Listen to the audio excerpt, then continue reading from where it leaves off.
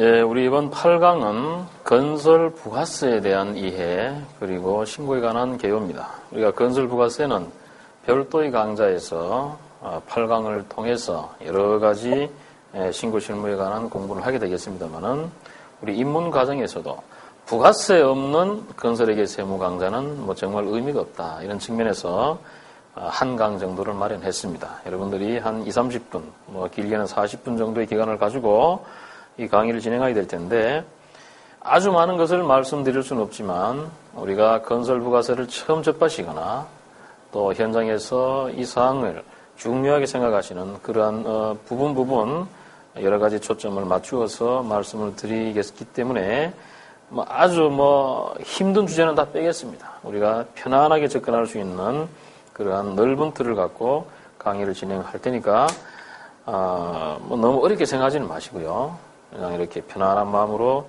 접근을 해주시기 바랍니다. 일단 칠판에 부가세의 전체적인 흐름, 부가세법의 전체 체계, 우리가 받아야 되는 증빙의 종류 이런 것들을 전체적인 틀을 한번 짜놓고 다시 한번 교재로 돌아오죠. 우리가 어떤 거래가 발생하면 이 거래라는 것은 부가세에서 언급하는 거래가 있을 수 있고 부가세와 관계없는 거래가 있습니다. 그래서 그 회계 처리되는 거래 가운데 부가세법에 따라서 부가세법을 꼭 밟고 지나가야 되는 거래를 과세 대상이다. 부가세하고 관계없이 그냥 회계 처리되는 거래를 비과세 대상이다. 이런 말을 쓰게 되고 과세 대상이 되게 되면 아무런 말이 없으면 부가세법에 적용을 받습니다. 따라서 가만 놔두면 그냥 과세 거래라 그래가지고 부가세가 붙게 돼 있어요. 그런데 과세 거래를 해주면 부가세는 항상 전 단계 공제 방식을 우리나라가 채택하고 있기 때문에 최종적인 소비자 쪽으로 넘어갈수록 부가세를 이렇게 눈덩이처럼 많이 부담하는 것이고 최종적으로 부가세는 누가 부담할 거냐? 최종 소비자가 부담하게 돼 있어요. 그렇기 때문에 정책적으로 또 어떤 목적 때문에 부가세가 이렇게 붙지만 부가세 이건 없다. 이렇게 법에 명시하는 거래가 있습니다. 이걸 갖고 우리가 면세 거래다. 이런 말을 해주는 것이고 이 면세 거래가 바로 건설 부가세의 핵심이 되겠습니다. 그렇다면 이 과세 거래는 가만 놔두면 현재 부가세법상의 세율은 10%니까 당연히 10%를 과세가 되는 거지만 다시 여기서 한 두 가지 정도의 예외를 뒀어요. 하나가 해외 건설이나 무역 같은 경우에 부가세는 있는데 세율을 0%를 해주자 해서 0세율 거래가 하나 있는 것이 있고요. 또 한 가지는 간이과세자라 그래가지고 부가세가 있긴 있는데 1.5%에서 4%까지 업종별 부가율에 따라서 작게 이렇게 부과하는 그러한 또 사업자가 있습니다. 이러같이 법에서 특별히 정한 것을 제외한 나머지는 전부 일반 과세업자로서 10%의 부가세가 세율이 적용되는 이러한 구조가 되겠습니다. 이러한 각종의 거래자들이 결국 면세 거래를 하게 되면 영수증빙으로 계산서를 교부하는 것이고요. 일반 과세업자는 세금 계산서를 교부하는 것이고 영세율 거래에 대해서는 영세율 세금 계산서를 교부하는 것이고 이 간이 과세자는 바로 영수증을 교부하는 것이다. 따라서 어떤 사람이든지 어떤 사업자든지 이러한 재화나 부가세법에서 말하는 재화나 용역을 공급을 한다면 이 세 개 중에 하나는 교부해야 되죠. 계산서나 세금 계산서나 영수증 하나는 교부해야 되는데 이런 것 외에도 이제 결제 수단으로서 신용카드, 매출전표, 그 다음에 현금 영수증 이런 것들이 나오고 얘들은 전 시간에 말씀드렸습니다마는 영수증으로 봐준다 이렇게 얘기를 했습니다. 이러한 모든 것들이 우리가 구매하는, 우리가 또 교부하는, 우리가 공급하는 그러한 재화 용역에 대한 증빙으로서 나타나는 것이고 그러면 세금 계산서를 이렇게 교부를 하는 이러한 과세 거래에 대해서 과연 어떤 식으로 부가세 신고를 해야 되느냐 또 모든 거래를 다 세금 계산서를 교부해야 되느냐 또 그런 건 아니죠. 경우에 따라서 영수증을 교부할 수 있는 교부 특례가 있고요. 또 어떤 경우는 영수증도 교부 안 해도 되는 그러한 특례도 있습니다. 그래서 그러한 것들까지 전부 다가 우리 건설부가세의 주제로 이렇게 사안이 되는데, 일단은 전체 흐름은 이렇다. 우리가 거래하는, 주고받고 하는 거래하는 모든 거래가 이 범주 안에서 이루어지는 것이다. 이렇게 먼저 인정을 한번 해보죠. 그 다음에 이런 과세사업자가 그러면 부가세 신고는 언제 어떻게 해야 되느냐. 신고 얘기를 하기 시작한다면 신고라는 것은 어떤 기간을 설정해야 되니까 그 기간을 우리가 과세기간이라고 합니다. 우리가 회계에서는 회계기간이나 사업연도가 1년이잖아요, 통상. 그런데 부가세에서 말하는 과세기간은 1년이 아니고 6개월입니다. 그래서 부가세의 과세기간은 이렇게 보면 1년을 2개로 딱 나눠가지고 6개월, 앞선 6개월은 1기, 그 다음 6개월은 2기 이렇게 표현을 하고요. 법인 같으면 1년에 4번 부가세 신고를 합니다. 법인은 중간에 기간 한 번 더 잘라서 예정 확정.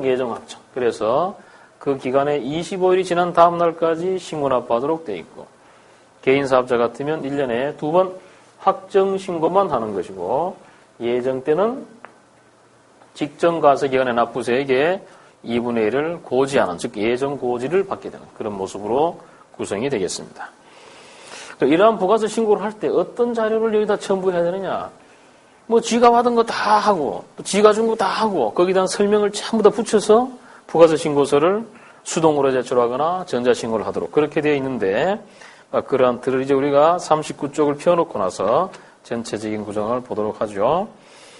자, 부가세를 알기 위한 개념이다. 과세, 비과세. 아시겠죠? 그죠? 부가세법을 밟고 지나가는 것은 과세고, 부가세법과 관계없이 지나간 것은 비과세다. 과세 면세, 법상에 즉 부가가치세법이나 조세특례제한법에서 이거는 면세입니다. 해주면 면세고 그렇지 않으면 자동적으로 과세입니다. 그 다음에 거래 영수증에 따른 구분은 영수증 계산서, 세금 계산서 또는 없을 수도 있다. 없는 경우는 뭘까? 없는 경우는 우리 건설에 유관한 것으로 따져보면 영수증조차도 교부하지 않아도 되는 것은 그냥 확정된 결론만 말씀드리면 토지를 팔거나 그 다음에 주택을 파는 경우입니다. 토지나 주택을 거래할 때는 영수증조차 교부 안 해도 되는데 이때는 예외가 있습니다. 이거를 구매하는 자가, 즉 공급받는 자가 사업자 등록번호를 제시하고 계산서나 세금 계산서를 달라 그러면 그때는 정규증빙을 교부해야 되는 그러한 제재는 있습니다. 그 다음에 신고기간과 납세지에서 보면 법인은 예정신고, 확정신고 1년에 4번 하는 것이고요. 개인은 1년에 2번만 한다. 납세지에서 우리 건설회사가 하는 이러한 모든 현장은 소위 부가세법에서 말하는 그 사업장은 아닙니다. 그래서 사업자 등록을 하지 않는 그러한 모습이 되기 때문에 본점, 주거래소, 본점의 관할세무서에서만 우리가 신고를 하게 되는 것이고, 혹시나 지점이 있으면 지점은 또 지점 관할세무서에서 하게 되는 것이고 그렇습니다.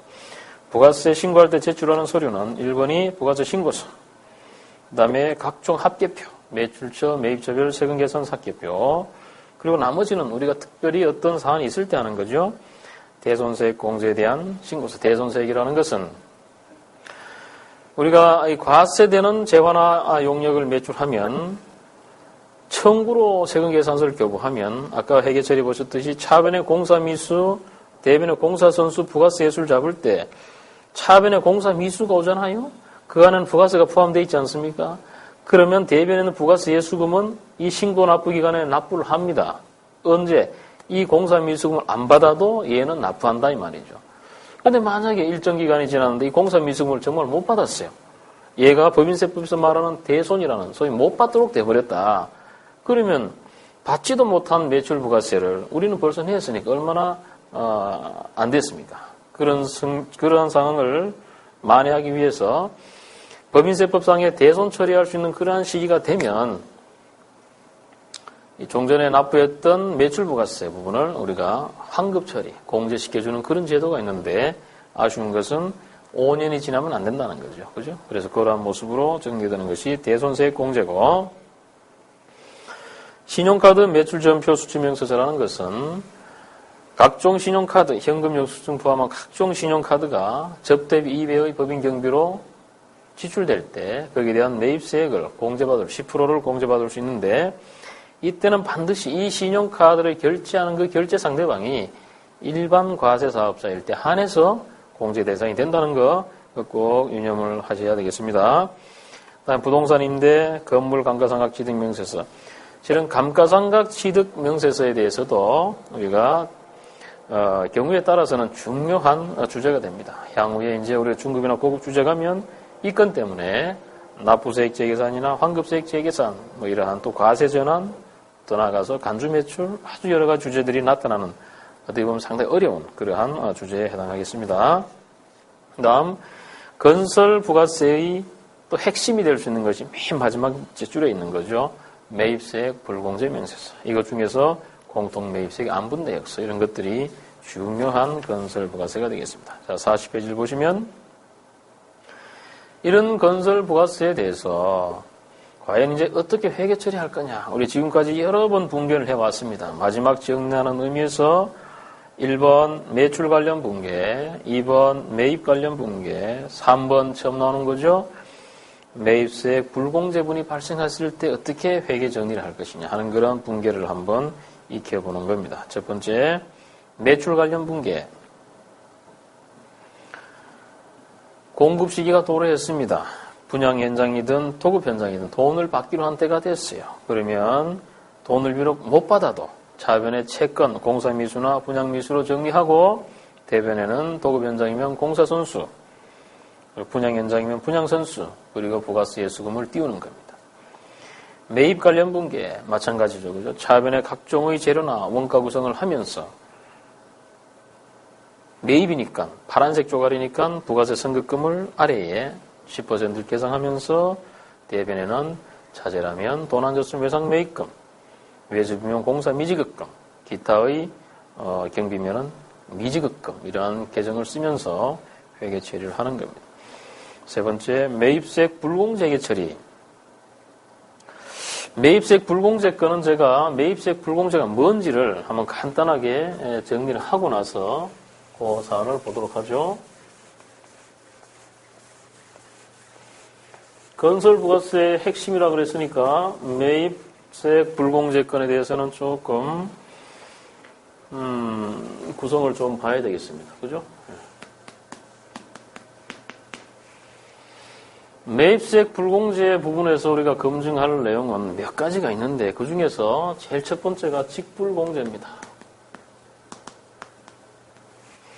직불공제다. 이거는 어떤 현장, 어떤 사업자를 불문하고 저 건에 해당하는 매입세금 계산서를 받으면 뭐 누구든지 그냥 공제를 못하고 그냥 날라가는 부가세 날리는 거죠.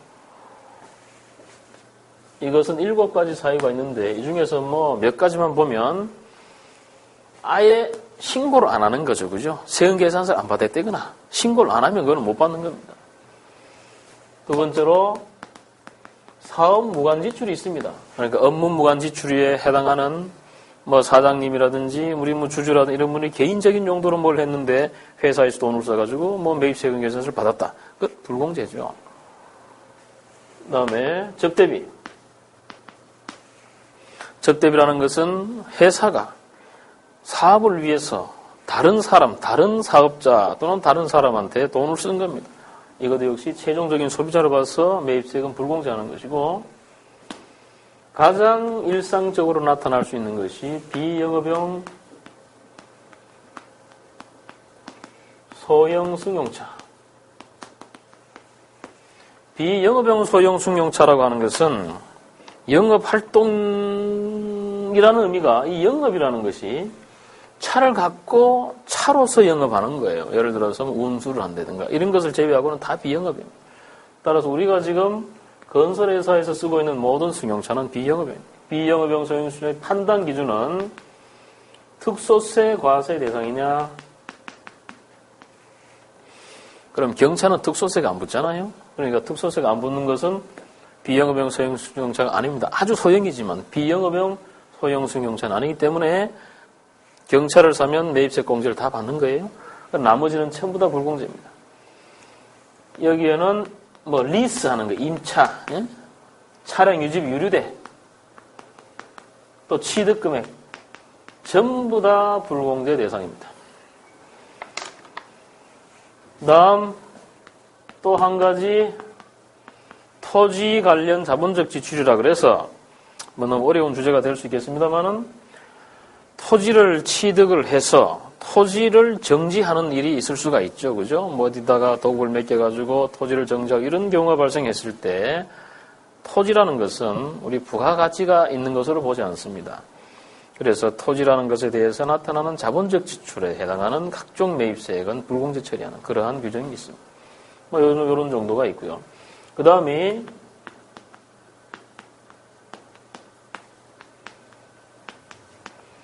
공통매입세액 안분입니다.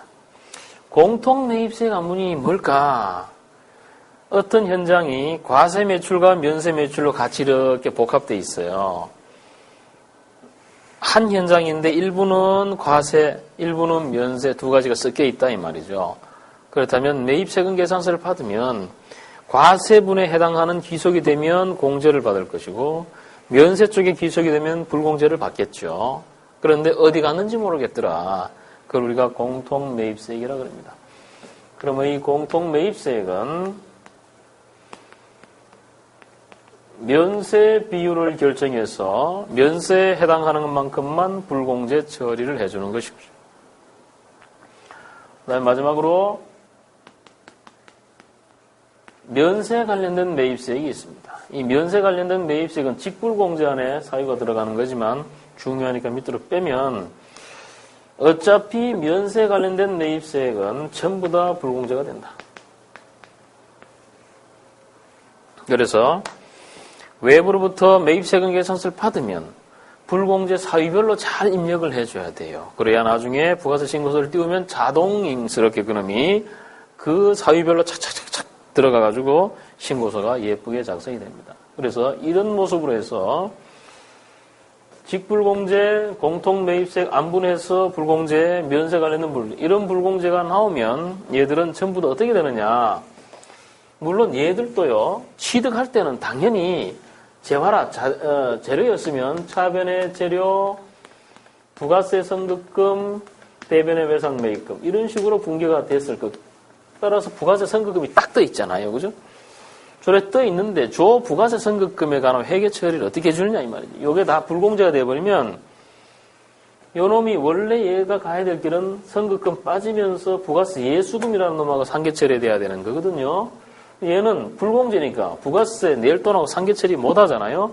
그러니까 요 불공제 처리되는 요것은 바로 요 계정으로 다시 돌려주는 겁니다. 이렇게. 그러니까 그놈이 소모품비면 소모품비로, 사무용품비면 사무용품비로, 어떤 재료면 그 재료로, 어떤 고정자산이면 그 고정자산으로 다시 이렇게 넘겨주는 거죠. 저것이 여기에 있는 불공제에 관한 회계 처리가 되겠습니다.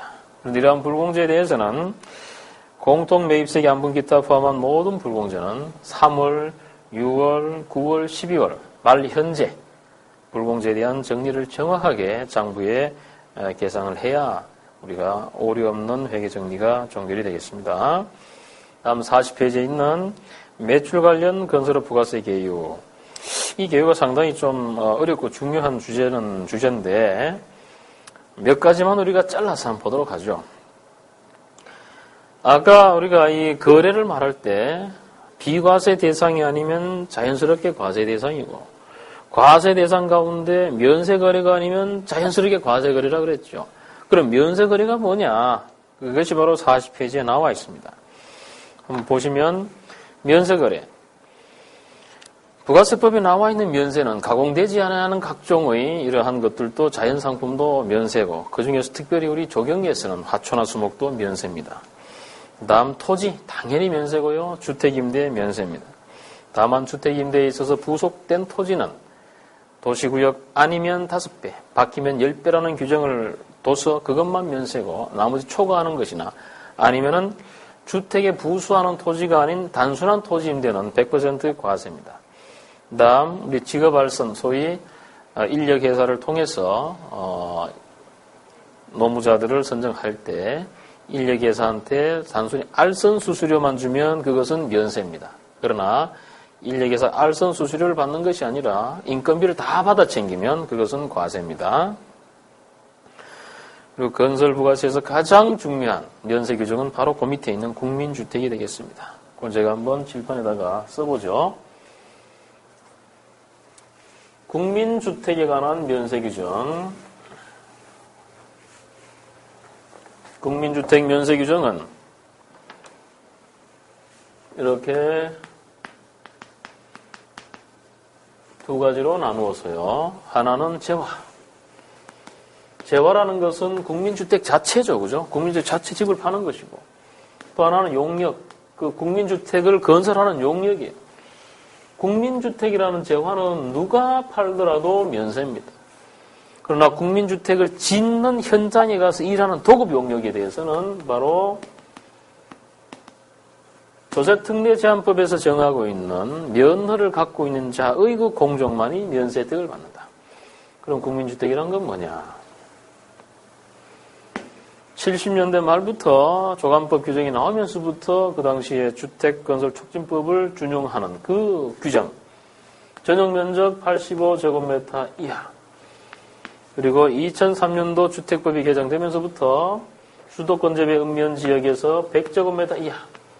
요 두 가지가 국민주택의 규모가 되겠고, 저 국민주택을 짓거나 건설 면허를 갖고 우리가 거기에 대해서 용역을, 도급 용역을 수행하면 그에 대해서는 면세 혜택을 받는다.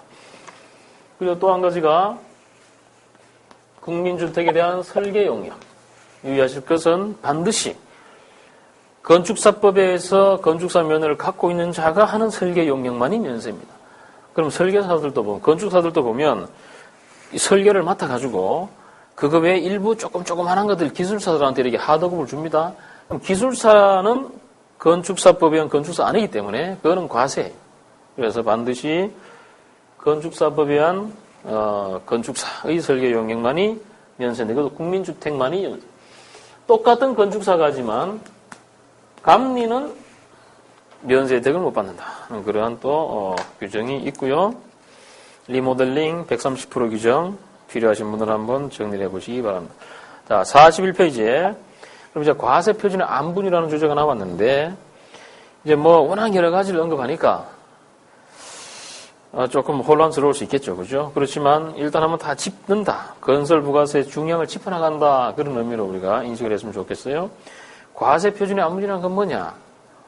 예를 들어서 도급 공사를 수행할 때 어떠한 발주자한테 내가 아파트 공사를 하러 갔는데 그 아파트가 국민주택 아파트도 있고 국민주택 초과하거나 상가도 같이 섞여 있더라. 그럼 그 현장에 내가 어떤 도급을 맡았다. 나는 건설 면허를 갖고 있다. 그러면 국민주택에 해당하는 부분은 면세 혜택을 받는 것이고 기타는 면세 혜택을 못 받는 거잖아요. 그런 것들을 쪼개는 작업이 그것이 바로 과세 표준의 안분입니다. 우리 실무적인 입장에서 말하면 기성금 10억을 청구하는데 얼마를 세금 계산서로 얼마를 계산서로 청구해야 되느냐? 그걸 쪼개는 방법을 우리가 과세 표준의 안분이다 이런 말을 쓰게 되고 도급공사인 경우에는 우리 지금 입문시간이기 때문에 입문시간에서 도급공사다라고 하면은 오로지 국민주택 건설 용역만이 이것이 면세다라는 생각을 하시면 됩니다. 따라서 하청업체나 원청업체가 어떤 건설 현장에 가서 아파트 현장에 가서 도급계약을 체결했다라고 하면 그 계약서 안에 보면 국민주택이 연건축 면적이 몇 제곱미터고 나머지가 몇 제곱미터가 딱 나옵니다.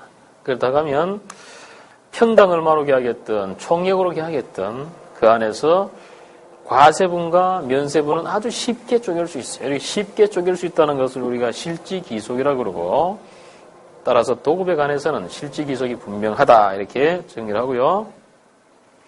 분양일 경우는 조금 애매할 수 있죠. 그죠? 분양일 경우에는 예를 들어서 어떤 상가를 이렇게 팔았다. 그럼 상가가 퉁쳐서 3억이다. 그럼 상가라는 것은 위에 건물은 면세 규정이 없으니까 당연히 부가세가 붙는 것이고 땅은 당연히 면세죠. 그렇다면 건물값에는 부가세 10%가 붙을 거고 땅값은 계산서를 교부하는 면세입니다. 그럼 양자의 금액이 얼마냐 하는 것은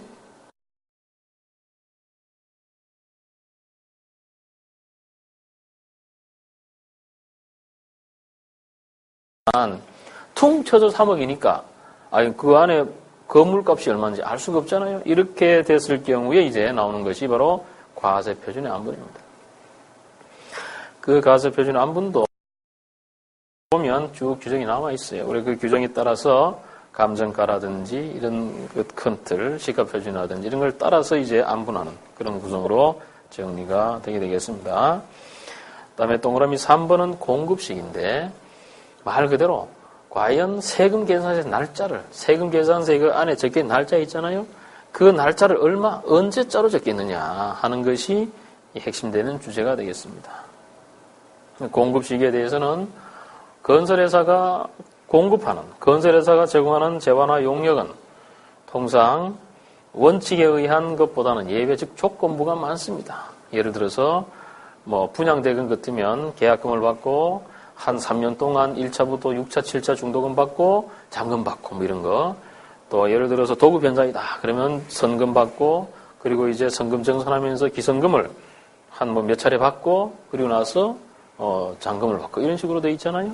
그러한 모습들이 부가세법상에 딱 틀을 맞춰보면 일반적으로 중간지급조건부나 완성도 기준지급조건부에 해당하는 사례가 많습니다. 그래서 이 공급시기는 그러한 세법이 정한 공급시기에 딱 맞도록 우리가 세금 계산서를 교부해야만이 서로 간에 불이익이 없는 그러한 회계 처리가 된다. 그것이 우리 여기 나와 있는 매출 쪽에 관련된 주제가 되겠습니다.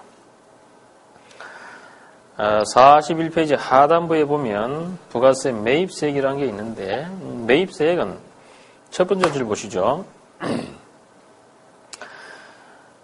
공사 현장별로 쭉 집계를 해가지고 거기 보시면 부가율 검토 또 매출세액 검증 이런 얘기를 해놨는데 이거는 실무적인 얘기입니다. 예를 들어 어떤 현장에서 정상적으로 공사가 진행이 되고 이렇게 기성이 청구되고 한다면 그 현장만 봤을 때 환급이라는 것, 부가세를 환급, 즉 매입세액이 많아서 환급이 뜰 수가 있겠나요? 물론 경우에 따라서 그런 현장도 많겠습니다만 정상적인 모습이라면 환급은 좀 어렵겠죠. 왜냐하면 매출세가 이만큼 있으면 매입 자료는 인건비도 있고 그리고 나의 마진도 있는데 어떻게 매출보다 매입이 크겠어요. 그렇기 때문에 양자의 공급 시기가 살짝 달라질 때 그 현장에 환급이 뜰 수가 있습니다. 그럴 경우에 과연 그 공급 시기가 내가 매출 일으키는 공급 시기나 내가 매입 자료 받는 그 공급 시기가 정말 정확한지 여기에 대한 검증이 분명히 있어야 된다. 또 한 가지가 부가율 검토라는 게 있는데 이 부가율은 옛날 전에 없어진 그러한 그 모습이지만 현재까지도 실무에서는 많이 쓰고 있었죠. 그래서 어떤 현장에 매출하고 또 자재하고 외주비하고 이렇게 봤을 때 이거 납부세액이 너무 많다거나 또 납부세액이 너무 적다거나 이러면 나중에 원가 구성상 문제가 있다 이런 생각을 해서 부가율을 조정하는 그런 문제도 현장에서 많이 나타나고 있는데 이럴 때 가장 조심해야 될 것이 자료상에 대한 문제죠. 그래서 여하튼 부가율도 좋고 원가율도 다 좋지만 가장 바람직한 것은 실지 기속에 따라서 실제 있는 대로 정상적인 틀에 따라서 매입 자료를 수취해서 공제받아 나가는 겁니다. 동그라미 1번은 매입세액의 바람직한 생애 그랬는데 과세 현장의 매입세액은 부가세 예수금과 상계 처리돼서 종결되는 것. 면세 매입세액은 정상적으로 불공제돼서 그 현장의 원가가 되는 것. 과세 면세 겸용 현장 같으면 면세 비율만 불공제 처리되고 과세 비율은 공제되는 그러한 틀이 되는 것에 되어 있고요. 공통 매입세액 안분은 건설 부가세의 제일 꼭지에 있는 주제입니다. 그래서 일단 개념만 제가 말씀드리면 과세 면세에 같이 섞여 있는 현장에서 1차적으로 직불공제되는 매입세액을 끄집어내고 그리고 두 번째로 이제 실지 기속에 따라서 과세분, 면세분 기속되는 거 다 끄집어내가지고 각각 처리해주고 그래도 아직까지 구분이 안 되는 것은 공통 매입세액으로 놔둬가지고 그 과세 기간 동안에 그 현장에 관련된 매입세액이 관한 과세 매출과 면세 매출 비율대로 매입세액 불공제를 찾아서 정리해준다. 그렇게 지금 되어 있습니다.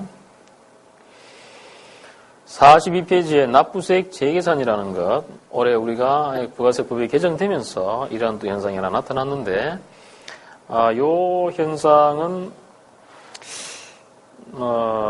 칠판에 한번 정리를 해보죠. 이것도 우리 건설부가세 쪽에서는 조금 중요하니까 개념적으로 한번 제가 설명을 드려보죠. 구체적인 사례는 들지 않고요. 개념적으로만 어떤 의미냐, 그걸 한번 간단하게 한번 정리를 해보겠습니다. 예를 들어서 내가 1,000원에 100원짜리 매입 자료를 가지고 왔다. 그럼 얘가 마침 면세 현장에 관련되어 있었다. 그러면 이건 어떻게 될까요? 전액 다 불공제하고 말겠죠. 그죠? 공제받을 수 없잖아요. 그 얘가 전부 다 과세 현장에 관한 것이었다. 그럼 전액 공제를 받겠죠. 그럼 얘가 과세 면세 겸용에 해당돼서 공통 매입세액이다. 즉 겸용 현장에 해당한다. 그러면 일부는 공제를 받고 일부는 불공제 받고 이래 되겠죠. 그죠? 예, 이렇게 지금 진행이 될 텐데, 부가세라는 것은 과세 기간별로 따지는데요. 이거 한번 생각해 보죠. 면세 현장에 쓰일 걸로 알고 100원을 전부 불공제 처리했더니 그 다음 과세 기간에는 얘가 전부 다 과세 현장에 쓰여졌다. 반대로 과세 현장에 쓰여질 걸로 알고 전부 공제 처리했더니 그 다음에 얘가 전부 다 면세 현장으로 써버렸다. 이럴 수도 있죠. 왔다 갔다 할 수도 있고.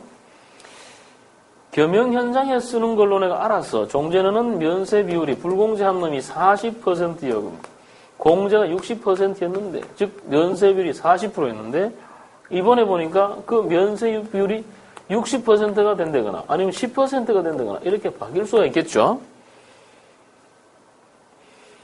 이러한 현상이 벌어졌을 때 종전에 신고 납부했던 그러한 매입세액 불공제 또는 공제받은 매입세액에 대해서 향후에 이놈을 관리해 주겠다. 가감 정리해서 정산해 주겠다 하는 구조가 지금 42쪽 위에 나와 있는 납부세액 재계산에 관한 전체 틀입니다. 다만 면세가 면세 행위를 할 걸로 예상해 전액 불공제해줬던 것이 아이고 이건 과세로 갔네. 이것은 2007년도부터 과세 전환에 관한 매입세액 공제로 가는 것이고요. 아이고 과세로 가는 줄 알고 전부 공제해줬는데 이게 면세로 갔네? 라고 하는 것은 옛날부터 면세 전용이라 그래서 간주 공급으로, 즉 매출로 처리해줘서 이미 과거부터 추가적인 납부가 됐던 부분이고, 이것처럼 면세 비율이 일부 이렇게 조정이 되어 나가는 것, 이것을 이름하여 감가상각자산에 관한 납부세액 재계산 또는 환급세액 재계산이라는 모습으로 공통매입세액 안분의 창에서 다뤄졌던 겁니다. 그래서 이제는 국가하고 사업자가 똑같은 입장에서 매입세액의 공제 여부에 대해서 감가상각자산이라면 거기에 따르는 기간에 따라서 정상적인 손익이 정산되는 그런 구조가 되는데, 이 평생 관리할 거냐? 그건 아닙니다. 건축물일 경우에는 10년, 즉 20과세기간, 기타 유형자산에 대해서 2년 4과세기간 동안 이러한 증감을 관리하는 거죠. 그렇다면 건축물 같은 경우는 20과세기간이니까 6개월, 즉 1과세기간 동안에 5%씩 감액 처리해서 이 숫자가 다 떨어지게 되는 거거든요. 기타 비품이나 건설 장비 같은 경우는 4과세기간이니까 한번 부가세 확정 신고할 때마다 25%씩 그 가치가 금액이 떨어져서 양자의 정산세액이 나타나는 것이다. 이렇게 정리를 하시면 되겠습니다. 자, 그 다음에 부가세 신고에서 마지막 주제가 횡적 통합인데 개념적으로 제가 말씀을 드리도록 하죠. 건설 부가세라는 것은 기본적으로 어떤 현장 하나하나가 원칙적으로 말하면 우리가 현장 10개다. 그러면은요, 본사 포함해서 11개 현장 아닙니까? 그러면은 부가세 신고서는 12번을 만드는 거예요. 그래서 11개를 다 만들어 놓고 횡적으로 통합해서 신고용 부가세 신고서를 만드는 거다. 이런 마인드를 갖고 계시면 아주 편안합니다.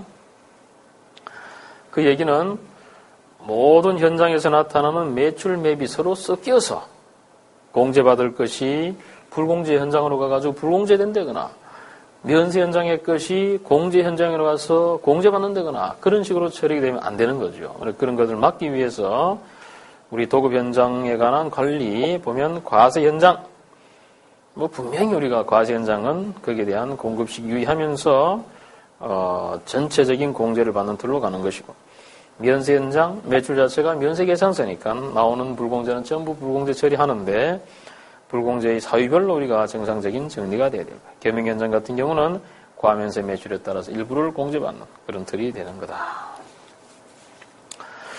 자, 작성 지침을 보면 현장 자리 확정 단계가 있고요.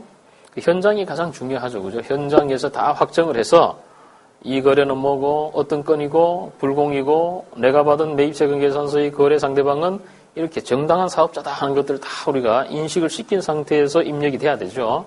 그러면 본사에서는 얘를 통합을 하고 마지막으로 본사에게 처리 단계를 보면 이제 회계장부와 부가세 신고서를 같이 연결시켜서 마지막 그 신고서를 만들고 3월, 6월, 9월, 12월에 각종의 장부를 마감해 나가는 이런 모습이 되는 것이고, 마지막에 최종 확인은 아무리 기계가 좋아도 아무리 전산 시스템이 좋아도 사람 손보다 좋은 게 없습니다. 그래서 여러분들이 아무리 큰 회사 또 아무리 작은 회사 불문하고 전산 처리했던 그 전부가 여러분들 손으로 엑셀로 만든 그 표가 있어야 돼요. 그래서 매수, 금액 정확히 파악해서 전산에 들어간 놈이 똑같은지 반드시 마지막 순간 확인하시고, 그리고 전자신고를 하면 전자신고한 내역에 대한 접수 내역을 분명히 확인하셔서 내가 신고하고자 했던 내용들이 전자신고에 정상적으로 접수가 되었는지 꼭 확인하셔서 세무상 불이익을 받지 않는 그런 신고의 절차가 됐으면 하는 생각입니다. 자, 이렇게 해서 건설부가세를 마치겠습니다.